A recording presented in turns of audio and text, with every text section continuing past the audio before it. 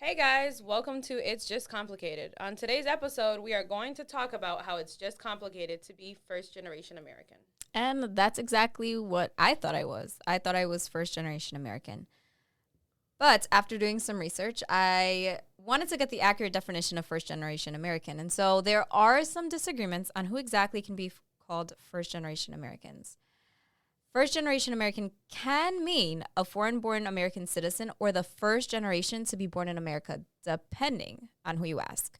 However, the United States Census Bureau says only foreign born are considered the first generation Americans. The United States government defines first generation Americans as the first member of the family to receive citizenship or permanent resident status. So I've identified myself as being a first generation my whole life. But after reading this and listening to this, girls, what do you guys think? I'm confused. Right. I also identified myself with first generation American my whole life. But it's interesting that only foreign born would be considered first generation American, meaning that because I was born in America, I'm considered American, period. Not first generation. My mom is first generation. My parents are first generation American. It's just interesting. I think that means I'm second generation American because I still feel like I'm in a new generation. Like, this is all really hard. So it's interesting to think that I am American, even though I've struggled with all the struggles of being brought up with immigrant parents. So that's how I feel. It's a little contradicting if you think about it, because we are only Americans because we're born here, but our blood is Brazilian. And right. There's that our too. parents, you know what I'm saying? I'm like, when people ask me, like, what? I'm like, I'm Brazilian, but like, wait, aren't you born here? And I'm like, oh, I guess I'm not. I guess I am American. I don't know. I think, too, being brought up with the culture and everything kind of takes away from the American side of it, of you feeling American. Mm-hmm. Also, the way that others look at you, like, when you're out there and people are like, do you speak Spanish? I get that a lot. Me too. So I don't feel American. I feel anything but American. I feel like I could identify with being Spanish, being Brazilian, being anything but American. So when you say, I do consider myself first generation American, but now listening to the definition, maybe I'm second. Guys, and just like a little before, there is like 1.0, 1.25, Oh, yeah, 1.50, 1.75 different generation kinds, and I'm like, what? Yeah, so like 1.75 would be anyone who was brought to America under the age of 5. Yeah. And then 1.5 is like teenagers or something like that.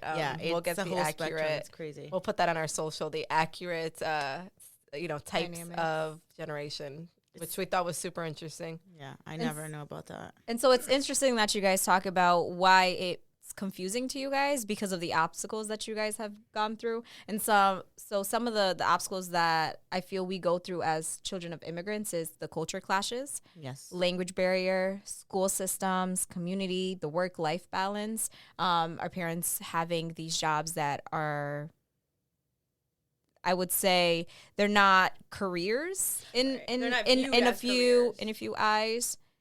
I think people are like kind of like it's not. When we talk about these, like, we're talking about childcare, like nannies and then house cleaning and like doing yard work. It's not, people don't see it as a fulfilling career versus like, I went to college and I'm a lawyer and I'm a doctor. Like, it's kind of like, it's still a job. It's still what people, that's what And so do. how has that been a difficulty for you guys in personal lives? So there's one thing that I don't want to say traumatized, but that I remember from when I was That was little. impactful. That was impactful. There you go. I'm going to say I was probably in kindergarten or around that, and it was career day at school, right? So everybody was supposed to come in dressed as your parents' career. And already laughing. This is wonderful. So my mom decided that it was a great idea to dress me up as a house cleaner. That was brilliant. We're going to take this forever. And the crazy part is that I was so proud of who my mom was and what she did. And I went to school dressed as a house cleaner. And I get there in my apron and a bucket with a mop and a broom and the spray cleaner. And I get to class. And everybody else is dressed as doctors and firefighters and lawyers with the suits on. And there I am, little Dunny, with a bucket and a mop. Yeah. And that day I was like, oh, okay. Do you remember how you felt? I mean, I wouldn't say I remember how I felt, but it was definitely something that stuck to my memory. Here we are talking about it. Right. So I think that was the beginning of, and I'm going to say this word because it's really what I felt, shameful. Shameful. I think that my parents didn't have a career. Now, I wouldn't say embarrassed because I was always proud of my parents. Like, they've always been hardworking. My dad being a painter, I still have deal with that because Ricky being in the painting trade, every time they ask me, what does your husband do? And I say, he works in construction. And it's still not a trade that people value. Even though it's a really good job and they're in the union, you still feel that little in the back of your mind, like, oh, but he's not a lawyer. He's not a doctor. You know, yeah, it's just yeah. I think that I also feel the shame that comes with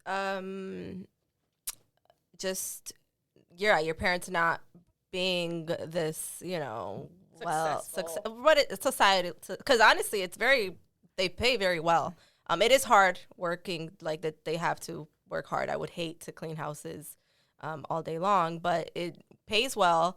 It pays the bills. Yeah.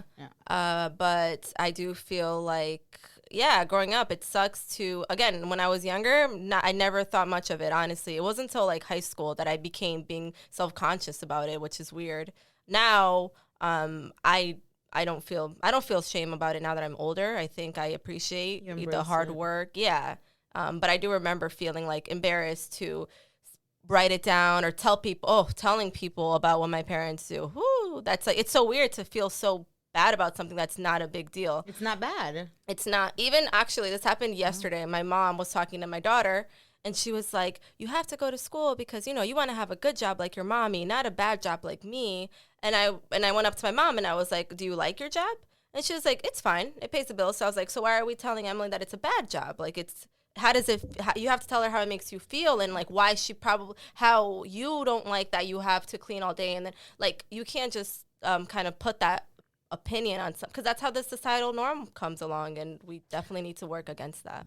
And I think that now with the way that the world is shifting and there's so many advocating being done, awareness is being brought up, that perspective that even though it's still happening, that you guys are all talking about, I think now with social media and everything, I think that perspective is changing because it's cleaning a house is a trade, but also the fact that technically you're your own boss. You create your own hours. Mm-hmm. You get paid what you want, right? And it's like if you want me, you want me. If you don't, you don't. And so that perspective is changing with the help of this new world that we're living in, because technically everybody wants to be their own boss. And the way to be your own boss is to work your own hours, to build, get paid what you want to pay. And so that lens is changing. There's so many people that are getting all of these sponsorships, and they're getting paid to show what exactly is house cleaning. You're helping people be able to just focus on their job, right? Because they don't have to come home and they don't have to clean their houses. So a lot of that perspective is changing now because of the awareness that's being brought up, because house cleaning is something that helps others. I don't know if it's changing. I do feel like, we can find positive things about it. I wouldn't say that like if I don't know, maybe it is. I mean, I'm not going to be able to experience that in the next generations to come, but like if I was a house cleaner, would Emily feel shame that I'm a house cleaner to go to her friends? I don't know. Is that something that's changed? You know what has changed, and I've seen a lot of content creators now with the house cleaning situation. They now are organizers. They're called I love those pages. Right. Thank you so much. Cleaners. Love y'all. They're cleaning clutter. They're cleaning out somebody else's mess. It's like branding. It's branding. There you go, branding. There's a lot of house cleaners out there that I see that they're on Instagram posting like before and afters of houses, and everybody loves watching it. So I think it's all about how you present yourself. So these people are like, you know what? I'm a house cleaner. I'm going to make the best out of it. Some people actually love doing it. Right. I like organizing. And back when I was a nanny, that was one of my things that everybody loved about me. I was always organizing something. So you just gotta put your job out there and not be ashamed of it. Right. I think that's what it is. I think that it's not like, I don't think the only reason I felt ashamed growing up, it wasn't because of my mom or what she does. There's nothing. I loved it. I used to go to these her boss's homes, and they used to let me go in the pool. It was the best thing literally the best. There used to be this beach house we used to go all the time, and oh my God, the best. Nothing to be ashamed of. I actually loved it. But what it is a societal view, and it's like, honestly, like Dunny said, just be who you are, like, love what you do, which is why when I heard my mom saying, like, you don't want a bad job like me, I was like, wait, that's not it. Just be proud of what it is, and there's nothing wrong with it. It's just these societal norms that drive us crazy. But then again, and this is always going to come back to where you are, culture, and societal view. Yeah. It's what society imposes in you from a very early, young age, and you're just like, pressured. Like we talked about this, I think before, like I need to have a house and a car and a husband by 25. It's the same thing with jobs when you're leaving the school. Like you just have to have it figured out, and you know, it's okay to be a nanny. It's okay to clean houses. Having this conversation to make change. I agree. And so that brings up something that I was thinking about is, you know, there's so many expectations living here in America that we're just so busy with this American life that then becomes the culture clashes. It's pressure. It's pure pressure. The culture clashes. Like, are we so busy with our American lives that we're leaving aside our culture? How do you guys? Yeah, I mentioned having this. Kids now is here's a good word that's gonna bring up. It's being Americanized Brazilian, which go. I feel. Yeah, I feel like out of all four of us, I identify like I feel the least Brazilian in all four of us. And it could be because I'm not married. It could be because I don't speak Portuguese as often as you guys, because you guys have like your husbands and our family. Like if you're listening to this, I love y'all. I just wish it was easier for me to talk to you guys, because it's so hard. I talk Portuguese. It's just harder for it to come out for me. You're talking about in a fluent, like, slangy just way. Just in a comfortable way. Like, I can talk it, but I got, like, even when I was talking to one of our cousins, like, I couldn't communicate what I wanted to say. And it's, like, especially when I'm passionate in Portuguese. Because it's just these words, and it's, like, even, like, my job, I do marketing. How the hell do I explain that in Portuguese? Negócios, you know, advertising. I don't even know how to say that in Portuguese. So, yeah, it's a struggle. Yeah, no, propaganda. That's it. That's all you have there to know. Go. Thanks, Jackie. See? You see? Yeah, I don't know. I think, on my personal experience, me and Ricky were trying really hard to get the girls to speak Portuguese, but in the day-to-day, like, rush of life, my therapist thought it was funny because he walked in the other day to ask me something while I was in therapy, and I spoke to him in English, and she said to me, "You speak English even at home with your husband that's Brazilian?" And I was like, yeah, actually, we speak a lot of English. So it's hard to, and I think this is going to get worse and worse as generations go. For us, Portuguese was so easy to speak because our parents only spoke Portuguese at home. My first language was Portuguese. My first day at school, I had no idea what anyone was saying because I didn't know English. So for my kids, they're going to school already knowing how to say good morning, hi, how are you, and understand what everyone else is saying. And even with, like, Ella now trying to teach her letters and numbers, the first go-to is 1, 2, and 3, and not 1, 2, 3, right? So we're trying to put content that's in Portuguese for her when we can. But really, my kid is going to be even more Americanized than I was. Yeah. Unfortunately. Oh, my God. And I also feel embarrassed to talk English in front of Brazilians. Like kids? In church. Oh, my God. Even at home, like when my mom's friends are there, I'm like. You're scared of saying the wrong word the wrong way. I'm literally like, it's so hard for me. And for Emily, it's almost like she's like, why are you talking Portuguese? It's really bad. And I want her to speak Portuguese, but it's hard for me because for me to comfortably explain things to her, it's English, and it's really unfortunate. But I do feel that the things she does say in Portuguese, she's super proud. So I know that it would be good for her. So I have to make the effort to be better. It's just really hard. The Portuguese, I speak Portuguese with the kids. I feel like I push it a lot, especially when I'm on mom mode and they don't like do something that they're supposed to be doing. Like, That Portuguese damn, she's comes talking in Portuguese. so quick. Fluent. Full name, like full all four names, Nathan Alexander, like all of it in Portuguese. You know what I mean? Like it comes in so easy, the Portuguese. And I think also for me, I was having that culture clash where I was kind of shifting away from my culture. I think being in church a lot, I think that was helpful to just maintain that and just work on that language. Yeah. Because everybody spoke Portuguese and people are always coming from Brazil and we always have these people and I have to learn these new words in the Bible and all that. But also working in an urban school, showing students that we need to embrace our culture. And I think that is something that I want to translate to my own kids and also to my students. And so the World Cup is coming up and I want to make sure that we have that soccer theme going on in my classroom. And I think that's really helping me make sure that my culture is sticking and it's being represented wherever I go.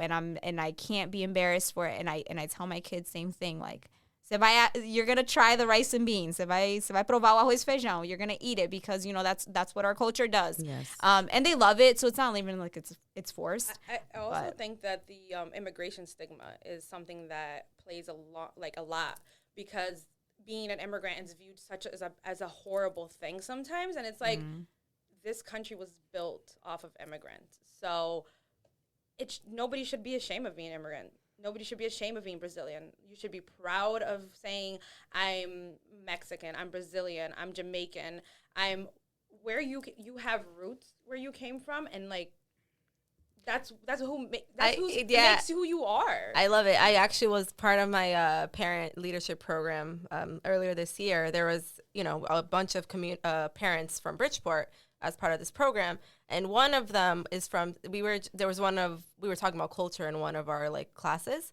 and she was talking about St. Lucia. She's from St. Lucia. She hasn't been there in years, but the way she talked about, like, she had like 5 minutes to just talk about it. She talked about the beaches and the food and the community. Oh my God, I'm getting goosebumps just talking about it because the way she just had so much love and like pride, and I'm like, yes, like we all should have that much pride into everything we do, and it's something that I hope I can work on. So I hope our kids have that pride. They'd be technically, since we're not first generation, excuse me, U.S. Census Bureau, whatever. They're third generation, right. And even Emily's half Colombian, half Brazilian, so she has to. There's that too. She has to double up. You are the only one that has a kid right in here now between us four. Bicultural. That's bicultural. Our kids are all full straight up Brazilian. So that's going to be interesting to see where she's going to shift. Yeah. So that's our jobs as parents. So like if we want our children to have any kind of culture from our own cultures, we have to put in the work. Yeah. And so yeah, I'm glad we have a big family. That's something that helps a lot. The fact that we are always together and like salgadinhos and pão de queijos, and our being in Bridgeport is lit. Being Brazilian in Bridgeport is the best thing because we got bakeries down the street. I love it. Supermarkets and all. No, there's Brazilians in every corner. I do want to say it also helps marrying somebody from the same culture because I don't have that issue with Lucas. Like my mother-in-law is Brazilian. My parents are Brazilian. Everyone's, yeah. So we literally only, like, when I'm mad, I speak English with him. That's funny. Which is the opposite in my household, but we only do Portuguese. So, yeah. They'll learn in school, regardless. So English, right? Yeah. I wish they learned the Portuguese in school too. They could take classes. Yeah. They could. I can't wait. And that's also another obstacle that we have, which is school. Not only ourselves, but our parents coming from Brazil, where the school system is so different.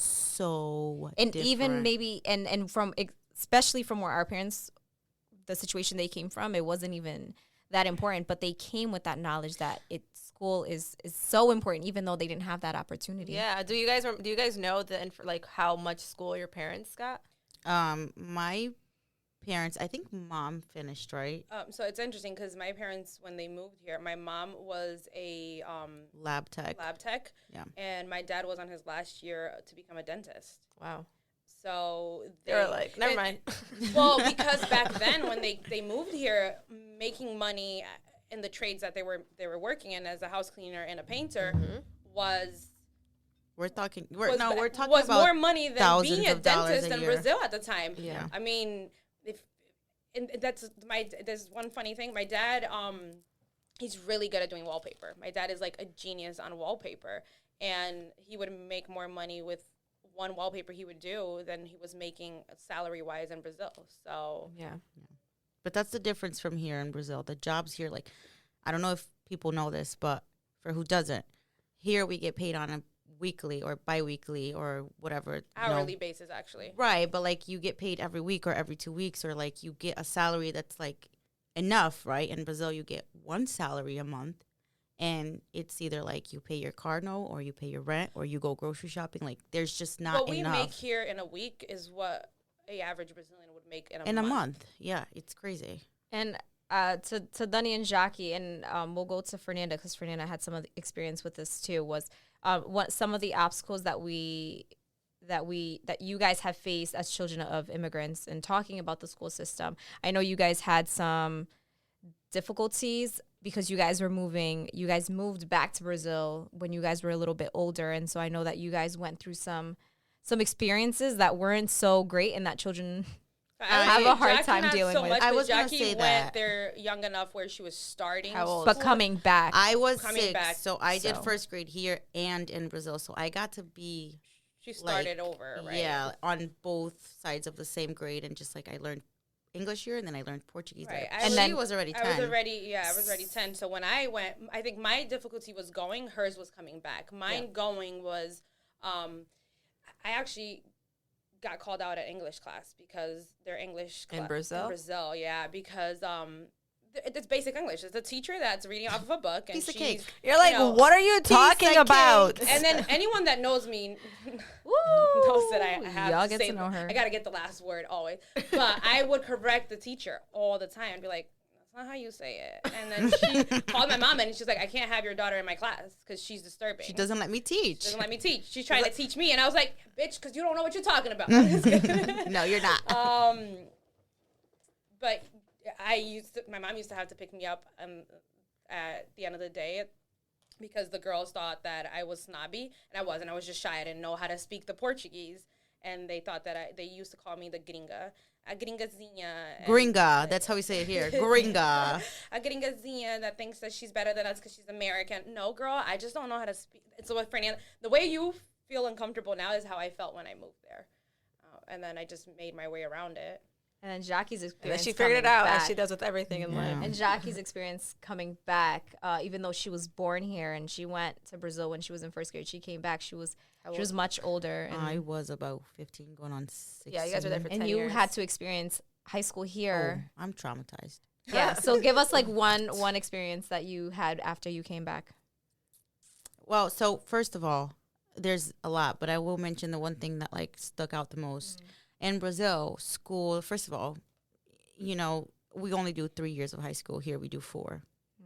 And then lunchtime, for example, in Brazil, you can wander anywhere you want around the school. You can eat. They have like, we would actually even sometimes jump the fence and go buy something across the street and come back. So like we had this freedom of like, this is my 30-minute break. I'm going to use it how I want to do what I want. Here, it's like you're in a room with like 1,000 people and they're all screaming and throwing food, and I'm like, oh my God, like I want to go back to, like, this is crazy. I miss my friends.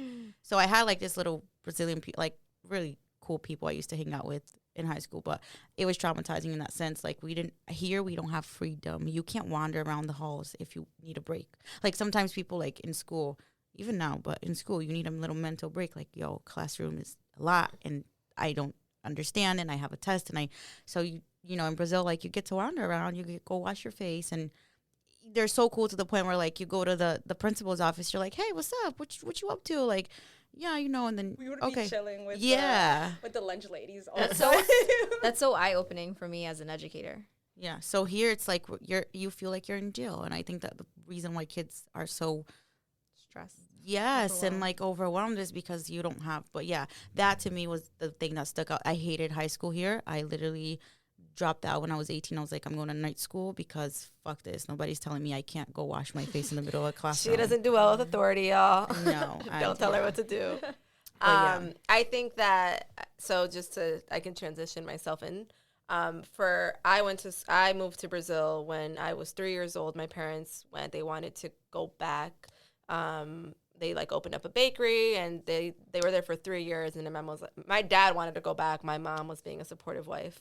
But by the 30 years, she was like, F this, we're going back to America. My daughter's not going to school here, that whole thing. So she wanted a better future, okay.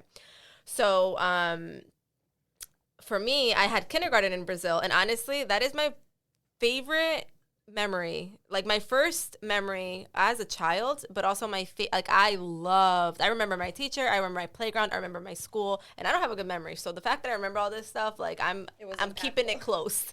But like Jackie was saying, it's like the freedom, like even our classroom, like the playground was like near our classroom, and like there was like a gate. I don't know, everything was very open. It was outside. We weren't inside all day. The work was this Brazilian. You know what I love about being Brazilian? They're so loving. Like the people are so loving. And here's just a simple example as to something that I'm like, wow, I hope I can do this for my daughter because I know the school system isn't doing it. But my aunt saved my kindergarten notebook for me.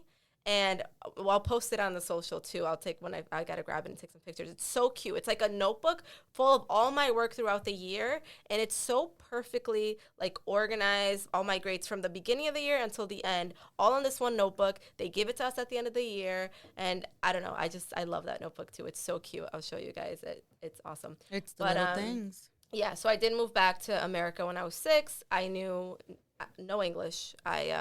My first language was technically Brazilian. Or Portuguese. Wow, look at me! Right. Look at me with my pet peeve. Portuguese, not Brazilian. We don't speak Brazilian Portuguese. That's what you're trying to say. No, I was trying to say Portuguese. I don't know why I said Brazilian. But there's Portugal, so you have to say Brazilian Portuguese. I will always say Portuguese because the people who don't know say I speak Brazilian, and I'm like I speak Portuguese, and let's make that clear. Yeah. I don't know why I said Brazilian, but period. Yeah. So yeah, I mean, it was hard. I didn't speak any English. Thank God for Michelle. We were in the same first grade, and she literally saved my life because I remember crying every single day, coming home from school like, Mom, I can't do this. I need to go back to Brazil. And but we got through it. Imagine all these kids that come, and not just Brazilians, but all these immigrant kids that are coming young with their parents and going to school, and not one bit of English. And not one bit of English. That's so hard. As I'm listening to you guys, I'm sitting bullied because they get bullied. My mom drives this little kid to school that he was getting bullied every single day just for the fact that he does not speak English. And that's where parents out there, guys, we need to do better. Yeah, we'll have an episode on bullying because that's not kind. Yeah, and how to accept people that are different. And as I'm sitting here, obviously, you know, I used to go to Brazil a lot, but I never had to experience school in a different country or even moving back and forth. And so it makes, and I'm hoping that our listeners, even if you went to school in a different country, like just as you're listening to them, I hope that you guys are getting some of these memories and just making sure that like this is what life should be like. You know, you should love school. Yeah. It makes me feel so fuzzy inside. You know, and I hope as you guys are listening, you guys are thinking back to these memories of what life should feel like. Even though that sometimes living here, and I'm gonna say specifically in our urban community, we don't have that many resources. And I know that that's starting to change, but it's just thinking about it feels heavy, right? Yes. Thinking about your experiences and how, and this is why I stick to education, is that, you know, I want to advocate for children that are coming from different countries because they're not getting the support that they need. And they're coming here for a different life to feel happier, because sometimes they're moving because they don't have situations that they feel good. And so coming here and I want everyone to feel welcomed, even though I know that's really hard. But like the thing is that this is an experience, like we're talking about our school experiences. It will literally stay with you for the rest of your life. So like I also want to mention really quick before we move on. We have this perception because we've obviously, like Fernanda, maybe not you, but you get it because you're, you know, listening to us. But we were somewhere and then we came to America. People that are here like you that never left, this is all they know. So I think they're able to create happier memories and have like their circle. Like these people, for example, that actually stick through school their whole lives in one place, like they have childhood friends. Like my childhood friends are all in Brazil now, and I'm like, well, so like We can FaceTime. yeah, Yeah, but it's difficult because sometimes that human connection, and as we go on to the next few episodes, we'll start talking about how important human connection is. But one thing I do want to bring up is even though I don't have those experiences of coming back and forth, just having being a product of immigration of immigrant. Is the support for college, right? Because the education system is definitely different than what it is in Brazil. But especially, I feel like the going to school to be an education is very, like, you have to know what you're doing or else you're just wasting years. Eventually you'll get there. right. But it's just so much years being wasted. And I was very lucky that I don't have to pay. I've had so many scholarships that I don't have to pay for college. But having the knowledge of like, what am I supposed to do next, or what is the best school for me to go to? I've had many mistakes, but I'm happy for those mistakes because then I'm able to support our next generations that are coming, and guiding them in the right way. Especially you as a teacher. Yes. I feel like you as a teacher, you can give that experience. Right. But just you as and this is very important because yes, you as a teacher can support it, because you can't give individual advice to every single one of your students all the time, but you can let them know, hey guys, let's start thinking about college. Hey guys, let's start thinking about this. Yeah. You can give them the idea, but whose introduction job of is it to push it? It is the parent's job. Yeah. And I think that's where, again, being, this the culture clash is kind of, it's like our parents came from a different culture, a different world, and they don't know. Literally, my mom says this a lot to me. It's like she feels bad for not being able to help enough for me because I'm an only child. I kind of had to navigate on my own in the sense of like school and literally mostly school and life. Luckily, I had my cousins here. That was super helpful. But in regards to school, like I had to figure it out. And I don't feel like I had the resources available. It is only now at 28 years old that I feel like things are finally clicking for me, where like I'm like, okay, cool. I think I can, I can guide Emily. I can start, helping her cultivate what she wants to do, how to do it. Like maybe she should start volunteering at age 12 and like getting it involved in building her network, things like building a network, all these things that like, to me, I never found important, relevant to my life at all, that now I'm here and I'm like, shit, if I had a bigger network where I can be like, hey, I'm in need of this specific thing. Can you help me? I don't really know things like that. And I also have a really hard time building that relationship because I never learned to. And it's nobody's fault, but it is something that as parents, we should take more responsibility towards. And yeah, I mean, everything was hard. College was hard. I think a lot of people can relate to that because you don't know it. It's I mentioned this before. Growing up, you don't notice it because you know no better. And then once you're grown, you're like, it hits you at once. You're like, oh, shit. Like, I wish it was different. I would have done so much better. But now it's nice because you get to correct it. So I get to do better for the future. For the future. Right. Exactly. And for my parents, I believe, if I'm not mistaken, didn't graduate from college, especially here, not in America. I know that my dad, he's done many courses, and I know that my mom did go to school. Eventually, as I got older, recently my mom graduated with a trade license, but college per se is kind of foreign to them, especially in the school system here in America. Yeah. And so that was hard for them to even understand. But one thing I do have to say is the fact that they've always pushed me to make sure that whatever I chose to do, and while I was in college, like even if I chose to be in college, even though they know nothing about it, they always pushed me to make sure that I was doing what I had to so that I can pass.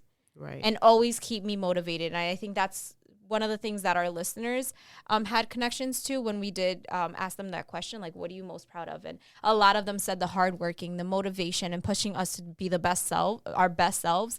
And I think that's something that across even if they don't understand the school system, even if they don't understand much about this American life and how things are run, they always want to make sure that we're working hard and we're happy. It's a Right, foundation. no matter what. And I think that's, like I said, a lot of our listeners and our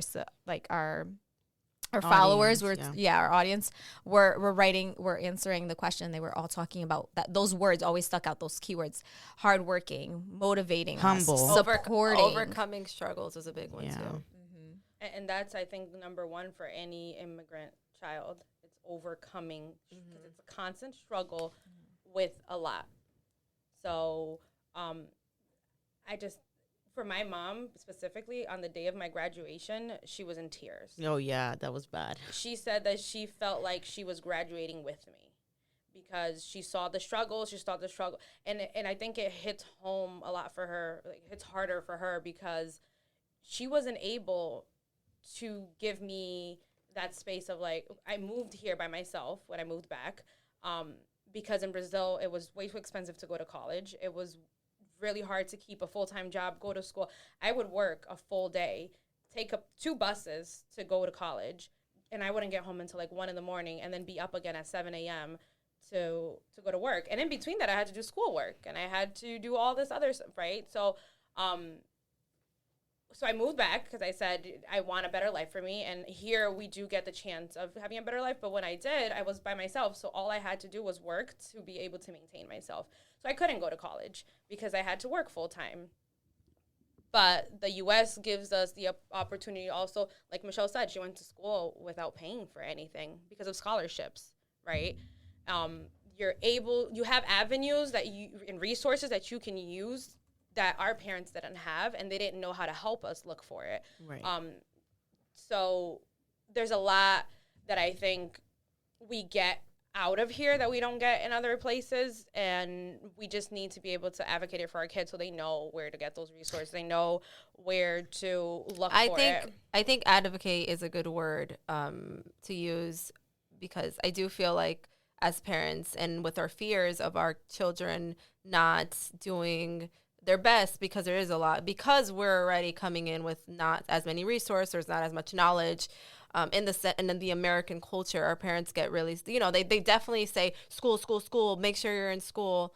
I think trusting our kids to, no, like Michelle was saying, the thing that she really appreciated from her parents is just that they always motivated them to always push through, no matter what you're doing, push through. Right. I think it's influence versus control. I just don't know why I want motivation. It's the motivation versus you're like, you need to go to school, you need to have good grades. Like, I feel like the pressure sometimes can get on some kids. Were you and this is just a question to kind of wrap this one up. Did you guys feel pressured throughout school? Like, I didn't feel pressured at all. I actually failed a year, and my mom was like, "Oh, okay, try again next year." My mom was always, "Oh, okay, try again." Jackie's a lucky one.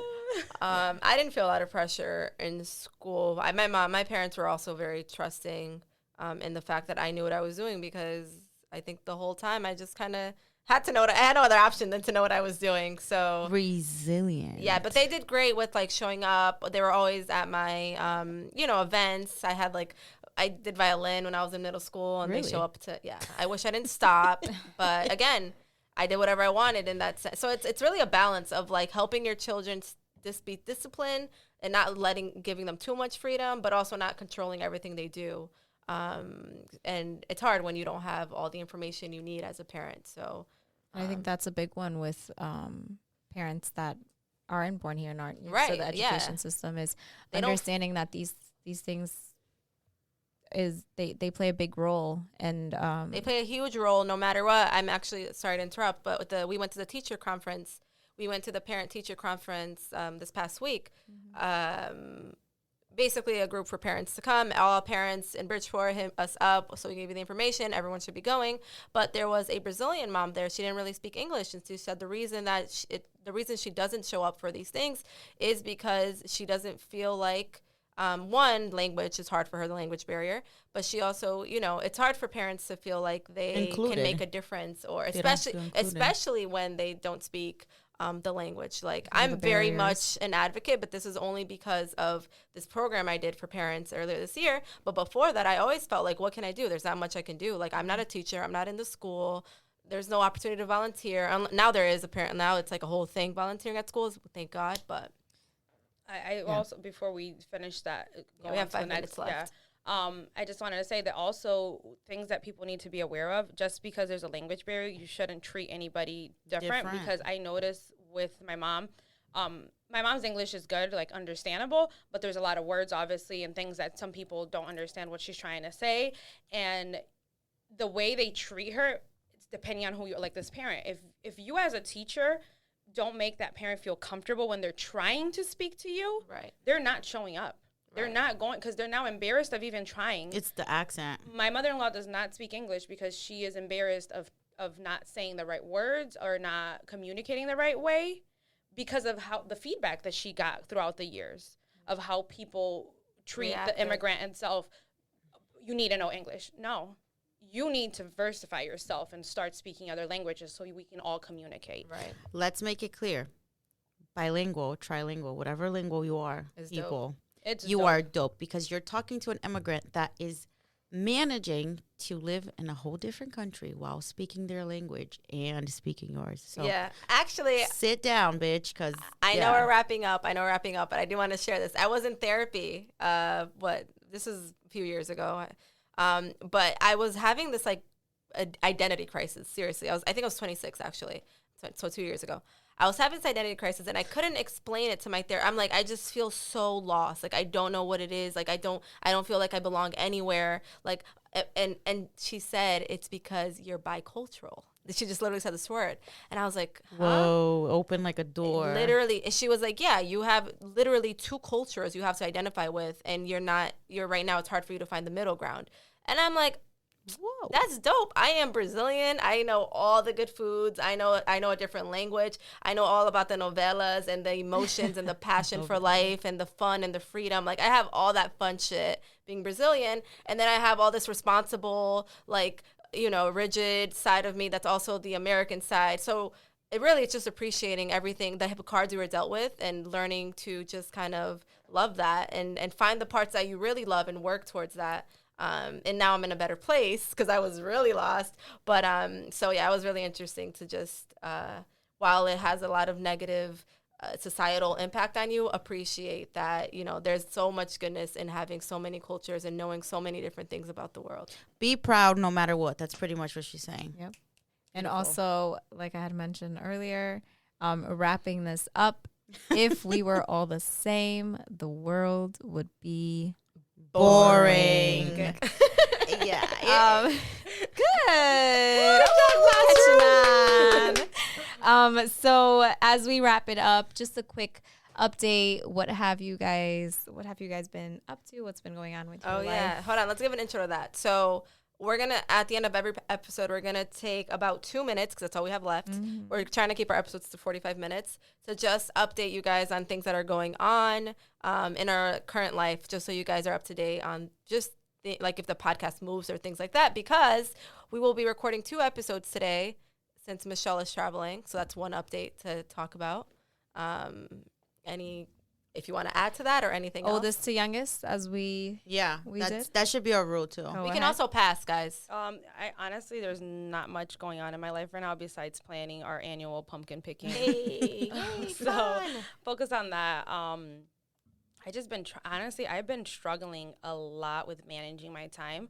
I feel like the day is too short for me, working and with the kids and everything. Now it's getting colder, so I'm just trying to get by. And now Nice. we have the podcast. I'm officially in my 5th and 6th grade illuminator role. And that has been so amazing that I am giving my scholars, this learning environment. And thanks to Jackie for coming through to help me last minute put up my classroom. You guys should see the classroom. They are in love. They A1. feel like they're getting educated. They're being taught. They're just owning it, and I just feel so proud, and I feel so happy that in little ways that I'm allowing them to see that school is fun. All right, Fernanda. So I have one update that I'm really super excited about, and I texted the chat, and I appreciate Jackie for responding. You two are. I did respond. Oh, did you? I My said bad. I'm gonna bring you to my school. I don't even know what it is. See? Anyways, now I'm you just know. kidding. So we all know who's the supportive one here. Yes, it's Jackie. Michelle. Okay, moving on. Yeah, I got 2 for 2. She supported you and me. But sorry. I got accepted to be in this teacher training to be certified to be a yoga teacher, which I've been wanting to do since I was 19, and I finally did it 10 years later almost. You guys can't see, but I am giving the look to Fernanda because before any of the girls knew, we had a whole conversation at the park about it, and I said, Well, "That's I didn't great tell you I was for accepted yet, and then I got accepted. She hearted the picture. She wanted the congratulations. Right, I'm an only child. I need Excuse support from me. y'all. I already have to support Jackie all the time. Right. First of all, Sister.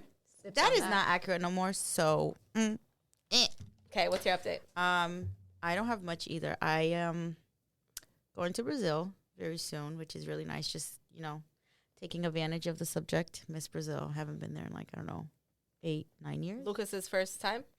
Yes. Yay, fun. Yes. And my husband too hasn't seen his family, so it's exciting. Cool. But that's it. Just regular day shit, work, and trying to manage time and having kids. Y'all know, whoever has kids. I did want to bring up, I actually didn't want to share the yoga thing to everyone, but it is going to impact this podcast because my class, it's every other weekend and it's specific times. And on Sundays, it's from 9 to 4. So awkward. We'll figure it out. We'll still We'll deliver, go y'all. podcast at the yoga place. Hey. All right. We'll Everyone bring our breathe. microphone. We'll do some ASMR while yoga happens. Oh yeah, just bring it up. I am going to Puerto Rico. Right. And Michelle's bougie, guys. First time Michelle's going out of the country that's not Brazil. Really? Right? Is it really? You haven't visited Wow. any other country. Is that true? Brazil is the Truth or dare, Michelle? I'm technically There. legally staying in the country. Oh, yeah, that's true. Just Puerto Rico FYI. Oh, that's right. Isn't it? Yeah, cool? I think that's one It's of a my pet misconception. peeves because I hear that a lot. Like, What? especially this year. Well, you're flying out with the passport. No, No. right? You No. don't need a passport to go to. Sorry, guys. I am So, super You're the uneducated one. You're the one on who that hasn't subject. traveled. Here's an Like, Educating moment. time. I apologize You for all the Puerto only Ricans need that I an offended today. You only need an ID because, baby, you're American. First or second generation? Just kidding. No. See, it depends on who you ask because it's just complicated. So just, be proud of who you are. You are not alone. It's just complicated. The only way to bring change is to bring awareness. Thank you for those who voiced their obstacles on our social media. We'd love to hear from you and your thoughts on this episode. Please reach out to us on Instagram. It's Just Complicated Podcast. Follow us, just support. Subscribe. Just kidding. You can do that on Instagram. You can't do that yet. You could favorite us though. So Subscribe on YouTube. yeah, All right, y'all. I had fun. It's been Thanks, real. ladies. Until the next episode. I'm gonna go get myself educated, guys.